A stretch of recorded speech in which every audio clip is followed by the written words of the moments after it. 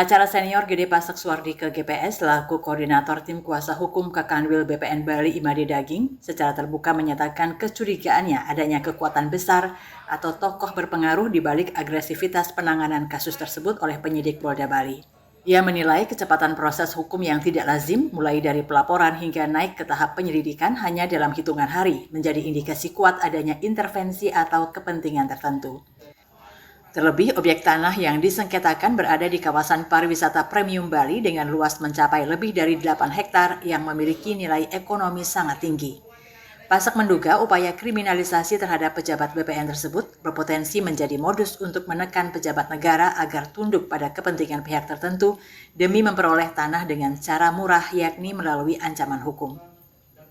Ia pun meminta Kapolri turun tangan langsung untuk mengevaluasi kinerja penyidik di Bali agar penegakan hukum tidak berubah menjadi alat penyalahgunaan kewenangan dan tidak merusak wibawa pemerintahan serta institusi penegak hukum itu sendiri.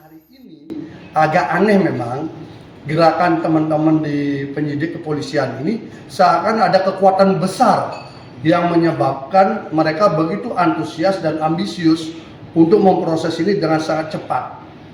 Ini membuat kami penasaran ya, tapi dengar-dengar tampaknya ada orang kuat di belakang ini gitu loh. Ini sedang kami lacak, kami sedang cari. Tentu kami berharap Bapak Kapolri tolong lihat, jaga juga di Bali, jangan sampai nanti ada orang-orang yang mengatasnamakan petinggi-petinggi kepolisian atau apa, petinggi-petinggi negara ini atau apapun untuk kemudian ingin mendapatkan tanah dengan cara murah meriah, yaitu ancam kepala BPN-nya maka bisa dapat tanah dengan murah. Saya kira ini jangan sampai terjadi. Jadi saya sangat berharap Bapak Kapolri tolong sebelum menjadi petani selesaikan dulu anak buahnya di Bali ini, jangan sampai seperti ini terus gitu loh. Karena ini sudah di luar kewajaran. Jujur ya, di luar kewajaran. Bayangkan yang kasus yang kedua yang hari ini sedang berproses. Tanggal 5 dilaporkan, tanggal 7 sudah keluar seperindik, hanya tanggal 6 aja terakhirnya sudah keluar. Bayangkan di seluruh Bali ini ada berapa laporan polisi, nggak ada diperlakukan seperti itu. Itu yang saya lihat ada sesuatu yang tidak beres dari kinerja kepolisian. Pemeriksaan yang ingin cepat dan sebagainya.